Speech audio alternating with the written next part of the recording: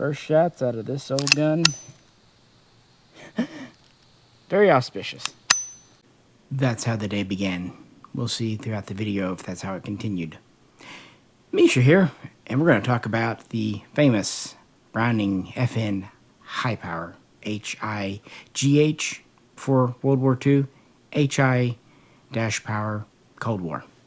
And these days you see a lot of clones and copies out there. Here's one from Turkey that I just happened to have in the store that came in lightly used. Modern version, kind of a copy of the Mark III. Boy, a lot of folks have created these over the years. Single action only, most are in 9. You can find some 40s and stuff.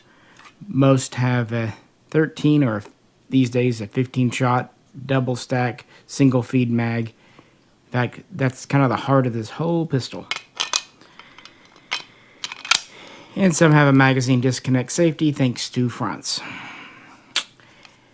Yeah, because patents are over on these a long time ago. Everyone and their uncle, Israel, Turkey, South Africa, have made clones and copies and inspirations. And this is a gun that has fought on different sides of the same war more than once. But in this video, we're going to talk about the first time it happened, World War II. So let's set the modern gun aside. I just happen to have it out here.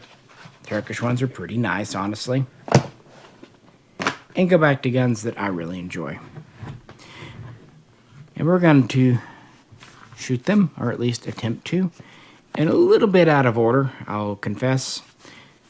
Beginning with the British, Commonwealth, Canadian issue, Inglis number 2, Mark I star.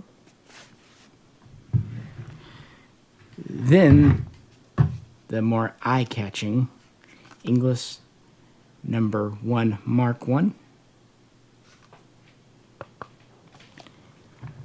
And then we're going to go to the other side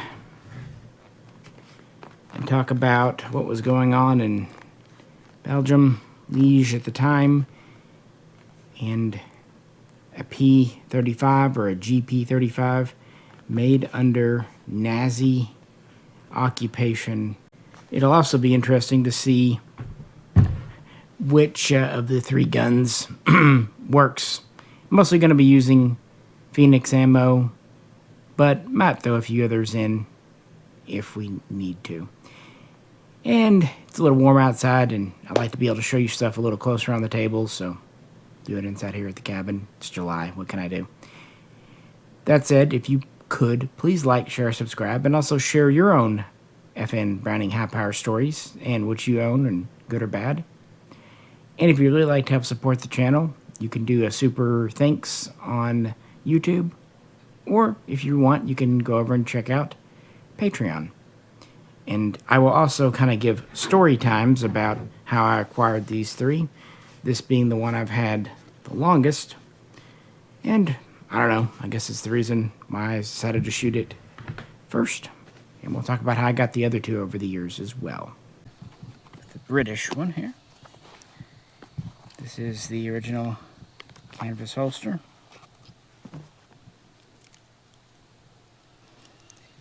Has room for spare mag here, and a cleaning rod back here. Pretty much a generic flap holster from the 40s, 50s, or 60s. And we're going to try it with some Phoenix 115 grain to begin with. That seemed appropriate for an older gun like this. But we'll see how it does. First shots out of this old gun in a long time.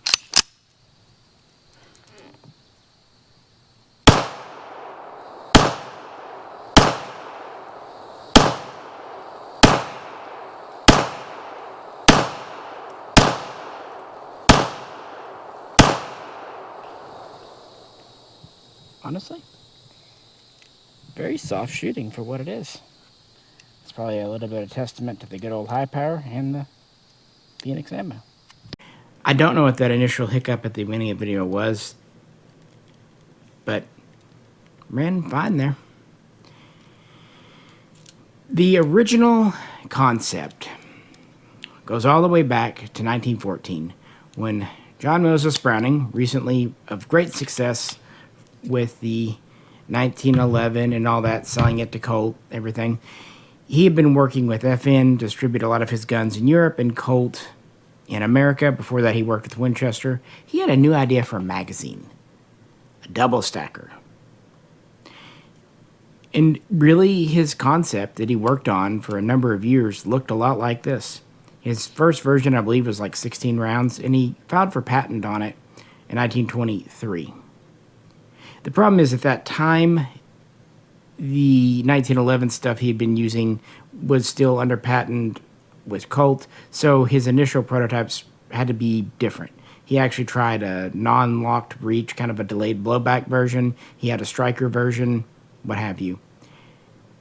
But he would, of course, pass away, and that would leave the further development to his friend and student and colleague, WWII of FN Herstal in Belgium, who in 1927, 1928 would begin really working on this pistol and updating the magazine. He would actually reduce the capacity to 13 rounds for a few reasons: weight, reliability. And now he's able to integrate some of Browning's earlier work from the 1911 because the patents had expired. A lot of those go back to like 1905, for example, and were good for 25 years. So the early prototypes of this gun were around 1931. And while military spending was pretty meh at that time, enough nations were starting to think about it. And in 1934, the advanced prototype was really actually designed to meet not the Belgian military, although they would actually be the very first to adopt this gun in 1935 as the GP35, but actually the French. Quite recently, we looked at the French Mk 50 and talked about its kind of adoption of the 1935A and 35S. Well, they were having trials, and so what Saiv would do, he would kind of tailor this gun to meet the specs. For example, it needed to weigh no more than 1 kilogram. Check. Most of your high powers don't. It needed to have at least a 10-round capacity. Check.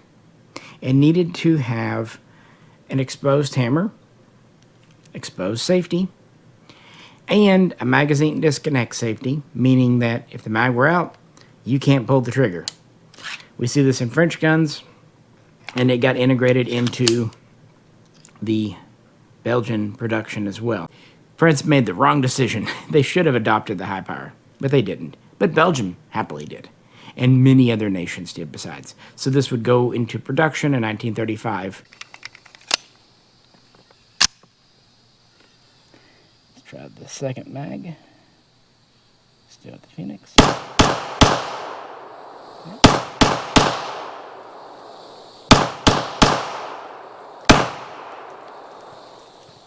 All right. Held open.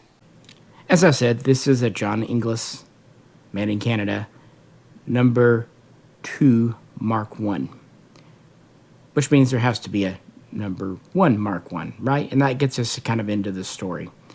We'll just say that the FN factory turned out about 35,000 or so high powers between that time and when the Nazis would come.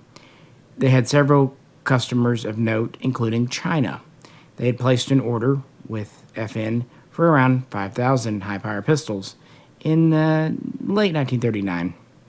And of course, China is on the side of the Allies because, well, the Japanese have invaded them. In fact, they've been fighting World War II longer than anyone. And also Finland would order around 2,500 right before and during the Winter War, and I would love to get my hands on a Finnish one. They're pretty cool. But May of 1940, yep, the Blitzkrieg happens.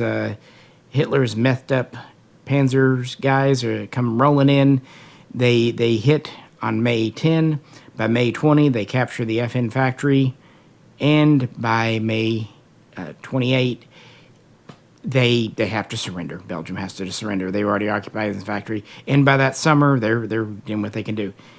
While a lot of the workers did get stuck there, left behind, and we'll talk about their fate in a minute, a lot of the higher-ups in brass were able to get out of the country and eventually off the continent, usually through Portugal, including WWII.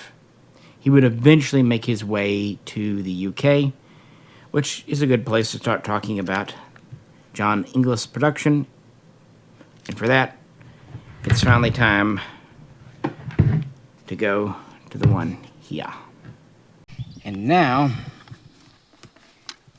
really, what's the original?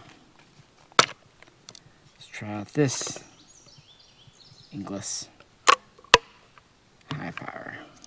Tangent sights included. We'll start off again with the Phoenix 115 since it worked out of the two.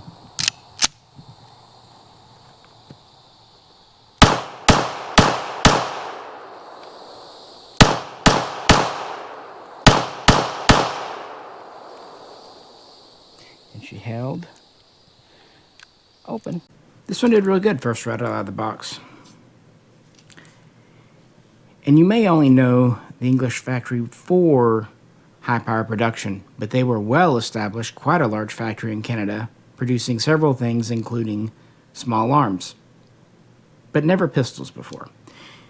A Chinese delegation was touring the factory around 1941, so before the U.S. joined the war, but well after the Commonwealth, British Empire was in the war. And they needed Bren guns, and English would make Bren guns for the Chinese. But while they were there, the topic came up of, hey, we'd basically ordered these from FN, and they weren't able to really deliver them. Can you make them for us? Sure. Not really knowing how they're going to do it. About a year after the Nazi overrunning of the factory. But they agreed to. And the Chinese say, hey, if you'll set up production, we'll buy like 180,000 of these. We really want them. And they wanted the original pattern, essentially. A tangent rear sight out to about 500 meters. And a slot in the back for a shoulder stock. All right, I know what you want to see. Because who wouldn't? Let's try it with the original Inglis magazine.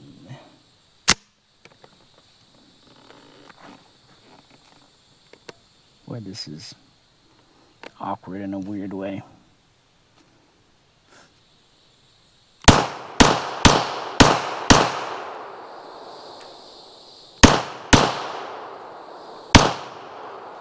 In some ways, it has more felt recoil, and if you have more control over it, I think it's because of the grip. But she does work. It is 100% legal to do this in America because this is an exempt gun, especially with the original stock and original gun. Although I'm not sure just how much better the stock makes things. And this stock is a unique Chinese innovation. The guns made pre-World War II definitely were slotted for a stock, definitely had tangent sights, but they had more of a board style stock, kind of based on the Luger. The Chinese, though, they had already been using quite a few of the C96 broom handle Mausers. That's what this stock was kind of inspired by, patterned after. And that's what they wanted. So that's how they would be set up. Just that problem of not only did English have never made a pistol before, they didn't know how to make a high power, which is at this time one of the most modern pistols. Yeah, the single action trigger is a little bit dated, you might think. But the compact size, it's under 8 inches. The light weight of, just right at a kilogram, so 2.2 pounds. And most importantly, the 13+1 capacity, drop-free mags. Get this mag out. Well, kind of. Pretty good. And not to mention just simplicity, reliability. These are easier to take apart than even a 1911. And even though Browning was not alive to see its final, evolution, Sive did a great job. So how'd the English high power come to be? Well, not much happened in 1942. It's a desperate war, what have you. In 1943, the Canadian government essentially passes an aid program for allies, and China is approved for these.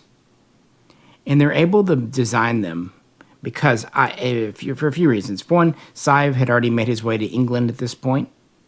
And over in Britain, the Royal Small Arms Factory, Enfield, had reverse engineered some high powers. They made a couple of tool room prototypes. So they worked on the drawings the summer of 43. Sive would help a bit. And that November, they would send over to Canada what they figured out. Now, there was the question of royalties, because FN, the leadership, they're kind of in exile. And at first, English Canada is just not going to pay. They're just going to make these for China. But they realize the war is going to be over at some point, and they want to have good reputation. So with Sive kind of working in the UK government, putting some pressure, and in the Canadian, they end up agreeing on a term of English can build up to $250,000, and they will pay royalties on the pistols, essentially held in trust until the Nazis can be kicked out, and everyone's happy. There you go. Production finally gets underway at the end of 1943. By February of 1944, the first batches are ready to go to China. How to get them there? The Japanese are still holding on to parts of Asia, like over the land. Other areas are just so rough. Flying by a plane, you get the idea. They're just supply confusions. Nevertheless, they do start shipping the number 1 Mark I over to the Chinese with a CH prefix serial in early to mid 1944. They would also introduce a minor improvement. Again, they have some help from Sive and other FN guys, and they had help from Enfield in the UK, but they're still kind of learning. They kind of redo the shape of the locking notches in the barrel up against the slide, just for easier machining and improved durability so it won't wear. And this would become the number 1 Mark I star. Oh yeah, the whole Commonwealth star system. Can't escape it. They would also reevaluate what they were doing. The pistols were always a pretty low priority, and you get it. I mean, the reason that the Chinese were doing shoulder stocks, especially early on in the 20s and 30s, it let them basically turn a pistol, which were less restricted for international trade and all that stuff, into what they hoped would be virtually a submachine gun, or at least a PDW. Although I would say in reality, the use of shoulder stocks often sounded better on paper than in actual combat. But that's the reason they were really popular. I'm actually going to try the Inglis left-handed, kind of like we talked about.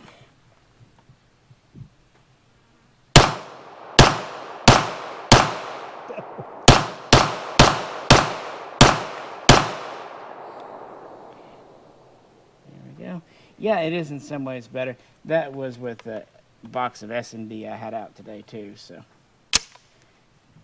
There is something about the way that I feel like I get a better wrap with my thumb. I really do. Every empty hit me. Good. At least something was accurate. You can judge for yourself what you think, but there's a good reason for it, but also a reason why it kind of fell out of use in World War II. So the summer of 44, they kind of look at what the Chinese are doing. The Japanese have been pushed back. They're still got a lot of fight in them. They're still occupying parts of China. Still horrific things are happening. I don't want to ever, when I talk about Japanese enemy, overlook things like the rape of Nanking and what happened to the Koreans and everything. But because of the U.S., they're being pushed back and they're holding ground more than taking more. At the same time, this allows Mao Zedong and Chiang Kai-shek, so basically the nationalists and the communists, to fight each other as much or more than they do the Japanese. And the whole reason that they were supplying Bren guns and pistols and everything else was to fight the Japanese. They had no interest in seeing Chinese allies kill each other. Even if they did have one they'd prefer to win, it was more of an internal event. Prime directive, basically. It's like the Klingon Civil War at the end of Season 4 of TNG. In September of 44, they canceled the contract, having delivered around 4,000 of these. And in the blocks, you can tell they start off with CH, and then they go 1 CH, and so on and so forth, up to 6 CH, I believe, was kind of the last one in this thing as they cycled over. But here's the deal. When this was canceled, there were about 14,500 either ready to go in Canada in English or somewhere in the pipeline in transit. Well, guess what? Rewinding a bit to late 1943, the Canadian government, and especially the British government, paratroopers and the like, and even the OSS, they are interested in this. In fact, they were kind of interested in the beginning. That's why Enfield helped. Remember, they're using revolvers, either old 455 Webleys or newer Webleys in 38, or even the Enfield revolver in 38. This is a very modern advanced pistol, and it's being made at a very good price in Canada. So there might have been a little inspiration there to cancel the Chinese contract too. In the British Commonwealth had placed an order for 50,000 of these even before the first Chinese came out. But they wanted it simple, faster, so they're going to get rid of the sight. And they have no use for the slot. The Commonwealth was not interested in the shoulder stocks. A little comparison. That was me, not the gun.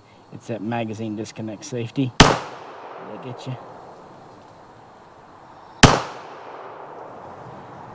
Yeah. I think I like just the pure pistol form better. And the high power grip is so well contoured for just single-handed old-fashioned style shooting. Thus, we get the number 2 Mark I here. I should also point out there's a number 2 Mark I Star where they do a little bit of revision to the lock work, the safety, the hammer, and the extractor, I believe. This starts off in March of 1944. The first 1,000 pistols are delivered to the British for distribution, although I believe they're still number 1 Mark I's at this point, because that's what they're making. But when those excess pistols came about, September, October, essentially Canada and Britain divided them up.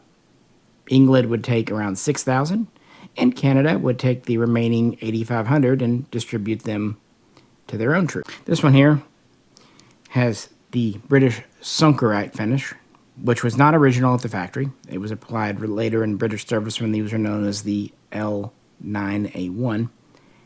And it has a T prefix serial, so a different range. Wear and tear, and this is an honest old gun that I picked up a long time ago. Has just the fixed rear sights, no slot back here, and a few other just minor things. Also really like the thumbprint here to make disassembly even that much easier. 13-shot mag. And a lot of the British armorers would remove the magazine disconnect safety because it does negatively impact the trigger. I don't want to drive hard. You can see mine can do it there. But the English guns, like this one, would originally have it, as you see. And this one has the original phosphate finish that is just what Inglis used. See? And there would have been actually a Canadian maple leaf sticker on the front strap when it was new from the factory, but those always essentially came out as basically a water decal. Which is a superior design, the original number 1 or the version made for the Commonwealth, the number 2.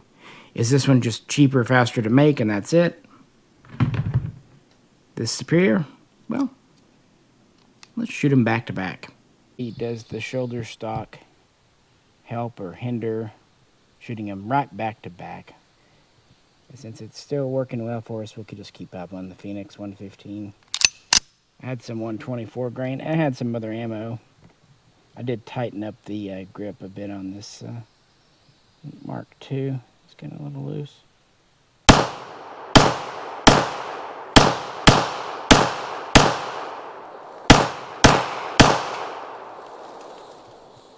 There we go. Goes quick. Now, let's see on the Mark I here. Stock included, same exact ammo. I'll try it one-handed, to be fair. One thing I'm going to say, you've got to be sure about the slide not nipping you. It didn't get me there, but a millimeter more it would have, because your thumb is just up high and there's no way around it.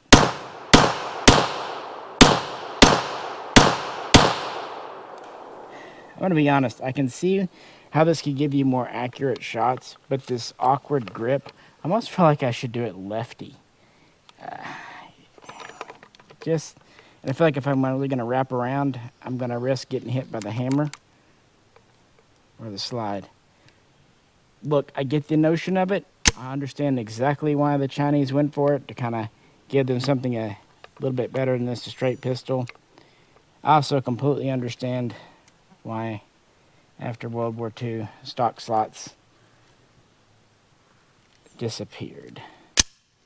As far as the tangent sight, I as a blind person can't imagine someone was using that too frequently.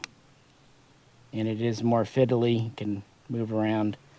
So I think a fixed notch, why not as elegant, probably the better choice. There's an undeniable cool factor to the slotted version, but I actually think the good old beaten up, painted over British version here is just kind of cooler, because these served Britain along with newer high powers for a long time. But what do you think? What I can say, the number 2 Mark I Star would appear, the updated version I mentioned a minute ago, in early 1945, and English would continue production. But it would actually only last 2 years. They started making them at the tail end of 43, and the last pistols would roll off the assembly line in September of 1945, because by that time the war is over. Now, you'd think the Chinese contract is just over and done with, but not really. They actually reevaluate their position on China as the European war is drawing to a close, and beginning in June of 45, they begin shipping pistols again to the Chinese forces who are still fighting the Japanese. They're ready to wrap this thing up. And I should just mention, they would build about 29,000 shoulder stocks in Canada. They would have this canvas webbing, and while English would make some of the hardware, the wood and everything, it would actually come from a subcontractor. No real spot for a spare mag, and you would use the web here to attach it to your belt. You kind of keep it closed to get a latch. There's some felt inside. They're cool for what they are. But again, the updated shipping to China wouldn't last that long. The final pistols would be there in November of 45, so even a couple months after the production lines were closed. They would make about 60,000 number 1s and 92,000 or so number 2s, bringing total production to 152,000, so well under the 250,000 limit set by the agreement with FN, with Inglis. Of course, they needed mostly because the war did. Of the 60,000 of these, under 44,000 actually went to China, and most of them would be that second batch, as we've already talked about. So that means that, you know, you're looking at around 15, 16,000 would go to England, Canada, or just other Commonwealth allies. Even the U.S. got some. The high power here would actually be the official sidearm of the SAS for a very long time. But the bulk of production would be the 92,000 of these guys. But production would end that year, and they would just keep refurbishing them and rebuilding them. That's why the British pistols like this, they'd have mixed match serials. They did, armorers didn't care. So that's the end of the Inglis story, but it's only half the story. For that, we have to go back and check on occupied Belgium and the FN factory and the workers that were toiling there under the mustache-loving folks. The FN factory Herstal actually began decades earlier producing Mauser rifles under license from Germany. And so when the Nazis kept coming in, they would put them to work very quickly. Already by June, July, the Germans were looking to get production up and running, and they'd already captured a good number of GP-35s from Belgian armed forces or stockpiles, what have you. And the original production ones, like I said, were slotted with the stock. They had the tangent rear sight. Pretty high-grade blued finish, although FN had actually started doing some pistols with a phosphate with a paint finish over that all the way back around 1930. But the first ones were just captured, and then they started assembling pistols using existing parts by 1940, mid-year, and they would do about 8,500 high powers that year and start using the Waffen-Amt Expector mark of 163. And then 1941 rolls around, and production would continue, and they do begin to ramp it up. But they're also starting to use up the parts they have and having to make new ones.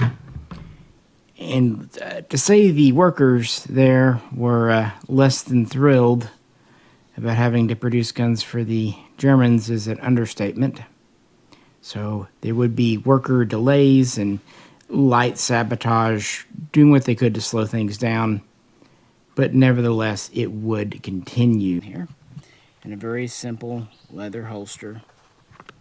Just one big belt loop, and that's it. Kind of a pebble grain texture.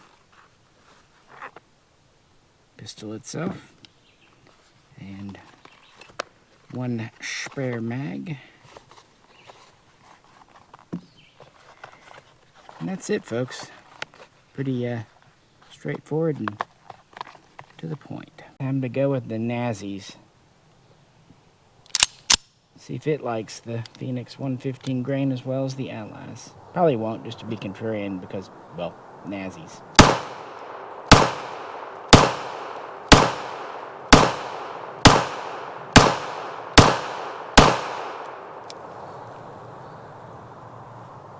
Got a little one on the left. I think that was the last round there. It's interesting to me how both sides of the Atlantic kind of started off with this pattern here, and both ended up with a very similar, simplified pattern here, with the big difference just being that the Nazi production has wood grips. The true Nazi guns started around 50,000, and up to about serial number 65,000, they would not change. And then the inspector mark would go from 163 to 103. And then as we roll into 1941, they will drop the stock slot, but they'll keep the adjustable sight for a while. That year, production will really ramp up, not quite 66,000 high powers. They're also producing other pistols at FN and rifles.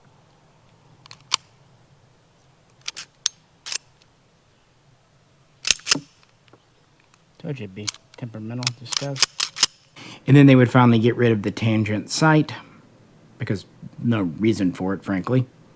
And then in 1942, they're pretty much having to make all the parts fresh, which gives more opportunity for the workers to mess things up. Nevertheless, production goes up over 80,000 of these that year, and they'll have a bumper crop, the most ever, in 1943 at around 101,000. And they started using a new inspector mark back in 42, which is the 140, which is what the bulk is, 42 to 44 in production. Let's try the other mag.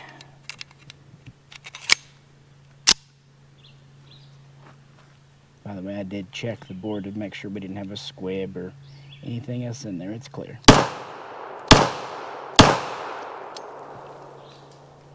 Yep. Did it again there.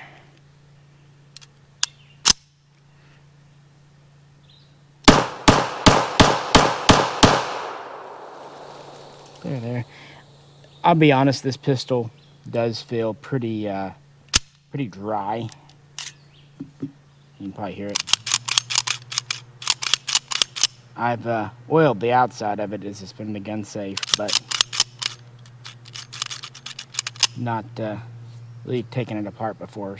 Fit and finish is all over the place. I would say that, early ones were smooth and later ones get rough.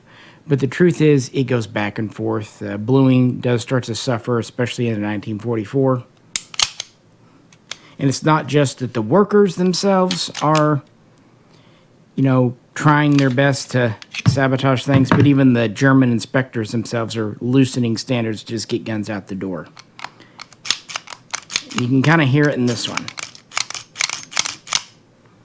It's just not as smooth of a gun as, say, our Inglis here. And of course, wear and tear and everything kind of makes it hard to judge since now they're brand new. But they would go back and forth. Some would have synthetic grips, some would have wood. And I believe even later ones would get rid of the magazine disconnect safety. It's kind of funny that they kept it as long as they did. But you will notice there's no layering on these. I always kind of found that interesting.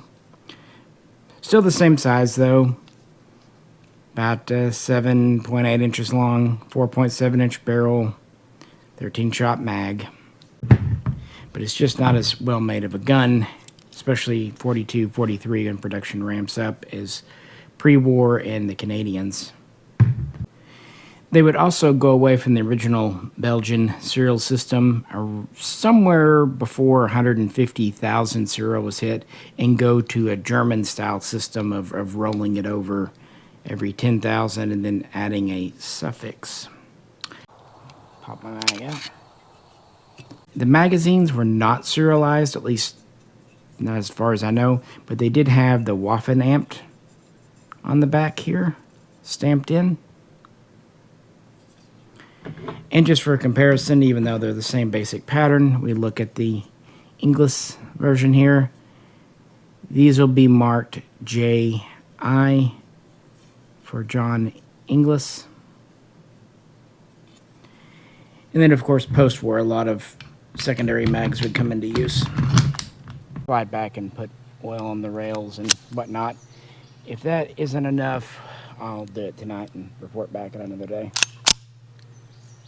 We shall see.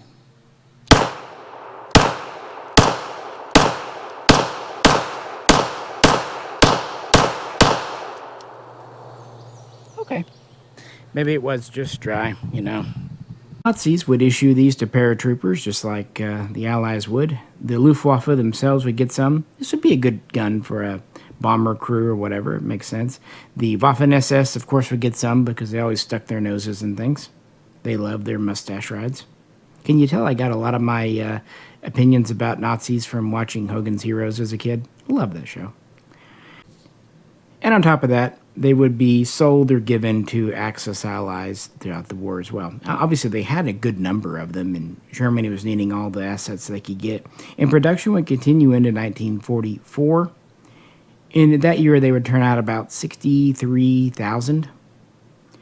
But around May of that year, things would really start slowing down at the factory in Belgium because they know it's coming. Operation Overlord, it's clear, and so things are being really evaluated, and also the brave workers there are getting bolder about delaying production and delaying shipments as much as possible. Of course, after D-Day, essentially production would end because by August, Belgium is liberated. There you go. Of course, the Nazis will still have the several 100,000 pistols they had already built with them. But ironically, by September of 1944, FN would keep making high powers, but for the Allies, either officially or unofficially. So in late 44 into 45, you've got Inglis in Canada, and you've got freshly liberated FN in Belgium making these. And the earliest Allied pistols would retain the Waffen amps because they were just pre-made parts, kind of like what happened in 1940 when the Nazis came in and they had the original Belgian Nationale proof marks. Kind of fun, I think. But it fought on both sides, and on both sides they were really popular with special forces and paratroopers because this is a darn good gun.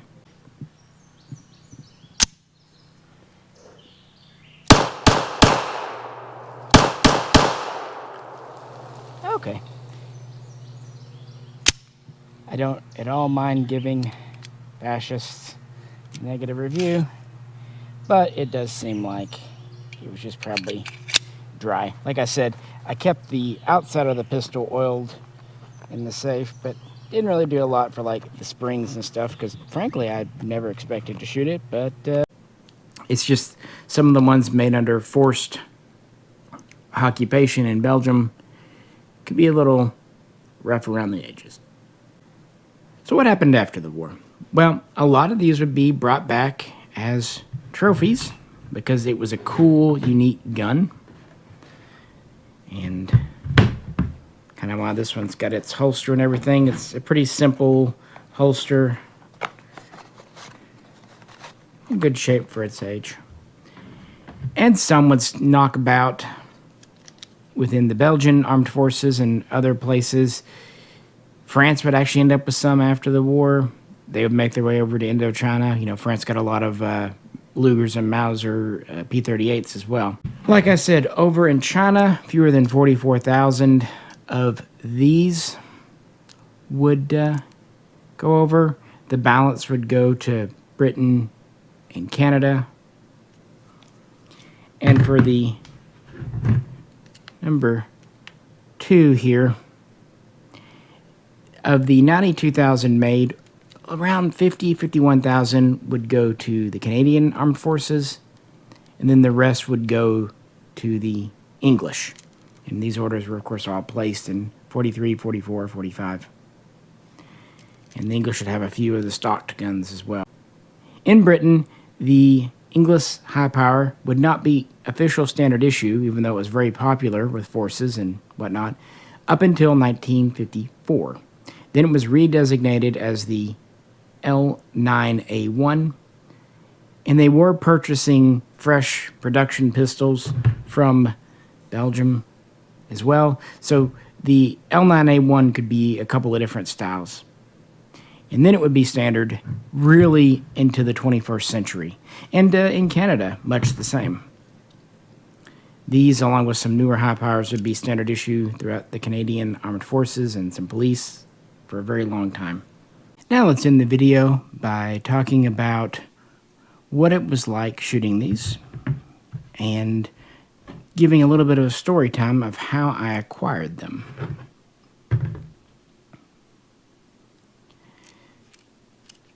This Canadian-built, British-issued, and probably reissued more than once, number 2 Mark I is the oldest one that I have.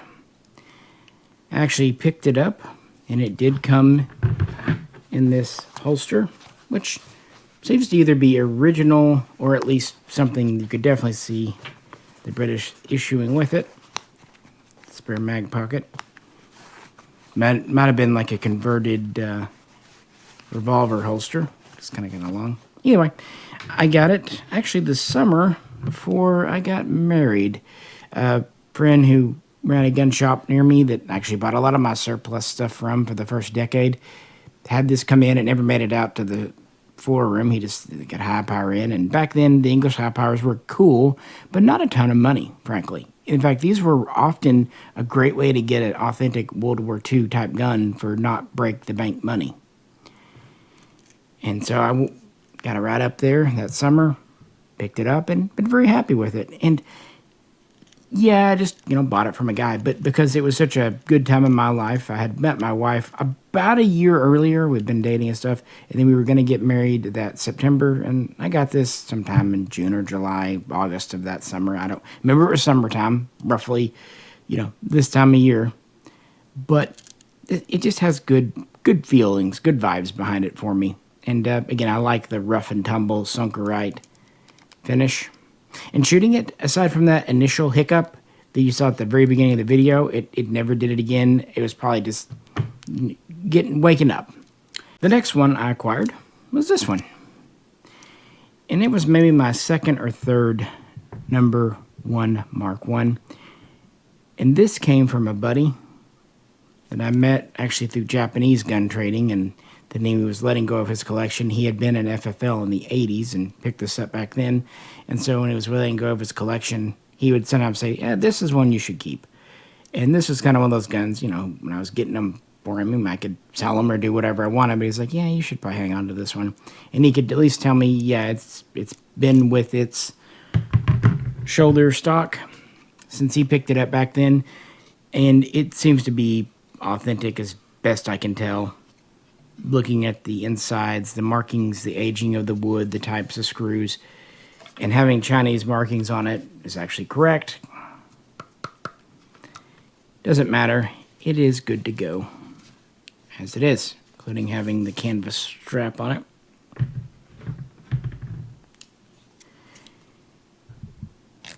And he was right. Actually, of the 3 guns, this is the one that gave 0 troubles at all, even minor. Aside from, me worrying about being nipped, like, by the hammer when shooting it with the shoulder stock on. But that's not a gun problem. That's a me problem. And it's correct. Hasn't been, reworked. I believe serials all match. It has the original magazine. Objectively, it's probably a better gun than my number 2. But there is something cool about it. Nevertheless, since this came from a buddy, it means something to me as well. And the most recent one is our Nazi occupation high power, which if you're talking this era, there are more of the Waffen marked ones than the pre-war ones. Like I said at the beginning, they made about 35,000 before they came in, and then another few thousand were assembled early on. And this I took in during trade when COVID was going on. A guy wanted a couple of my Swiss SIG pistols brought over by JDI. And for that, he traded a lot of nice CNR guns. Now, I could not keep all of them. I got to make a buck. But I did hang on to a couple of my favorites. And this was one of them. Part of it coming with the holster and 2 mags. That's nice. Complete rig. It's in good, honest shape. Really good condition. Doesn't seem to have been messed with a bit. Both mags are correct. Had a few more rounds of the S&B. So let's end this with the Nazi occupation high power and see how it likes this ammo.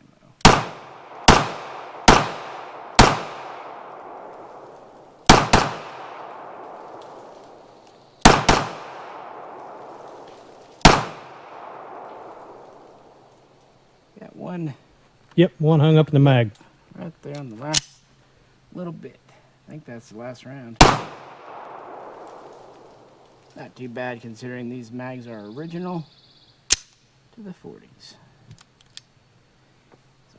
And while it gave a little trouble there, I think part of it is just its age, and it's just not as smooth because by this point, this is a later made one. They weren't machining them as well. They weren't finishing and polishing them as well, and who knows how the springs have been traded. I don't think it's had a high round count, but you never know, plus the quality of the mags. It was running fine at the end, but of the 3, probably the least reliable, but not in a huge way.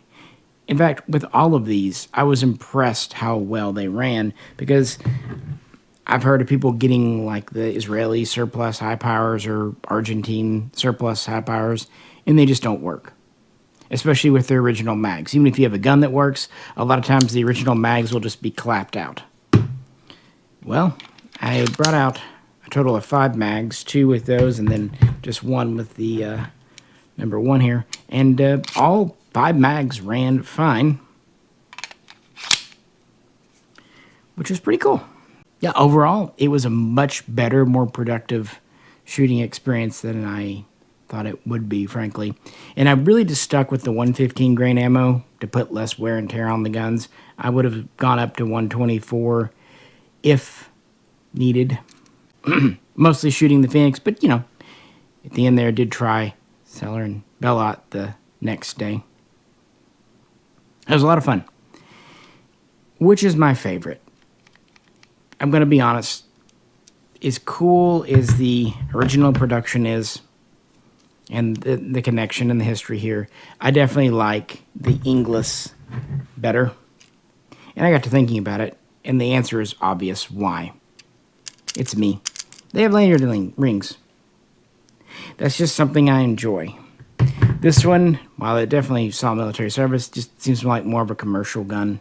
Wood grips, lanyard notwithstanding. But these two, I just like more. Now, which one I would pick, the 1 or the 2, that would be tough if I ever had to come down to it. Both have big assets. This one, UK Cold War service, that's awesome. But this one is one of the few guns I have that can legally have a shoulder stock on it without SBR gobbledygook. Neither are import marked. I don't think any of these are, actually. So, from there. But I know a lot of folks would actually pick this gun, and I completely understand why. But wanted to give you a CNR, a Milsurp video. And to be honest with you, if you have one of the newer high-power copies like this here, there's no shame in that. You know, FN actually stopped making the high power in Belgium, what was it, 2018? But then they started up production in 2022 in USA. FN USA did. And on top of that, Springfield is doing the SA-35, at least they were. It's one of those designs that's just classic. Pretty much as the 1911, frankly. And there have been lots of updates. The Arcus 94 and 98 out of Bulgaria was one of my earliest ones I picked up years ago. And the Mark III and other designs, like this one has the ambi selector safety. Yeah, they have definitely updated it, including a higher magazine capacity finally. But just all-around gun that's chock full of history. And whereas the U.S. has kind of the claim to fame with the 1911, the whole world has used the high power. I bet there are very few nations on Earth that have police or an armed force that hasn't had either a high power directly or a clone copy based on the high power in service at some time. It is pretty much the gun of the second half of the 20th century, and even in 21st century. But what do you think? What's your favorite clone or copy? Or maybe you're a dissenter and you don't like the high power. That would be an interesting discussion. Not saying you're wrong. Just be fun and worth talking about. But with that, I'm going to put these up. Get them back home. Hope everyone's having a good summer. Please do comment. If you could, like sharing. If you'd like to put a super thanks in the video, that'd be great. And if you'd like to help support the channel, check out Patreon. With that, this is Misha, and I'll catch you very soon. Next time. You know, the best part about Hogan's Heroes was when they thought the Fuhrer was coming and they get so excited like schoolboys. I'm telling you, that's the best way to deal with Nazis, is just mock them.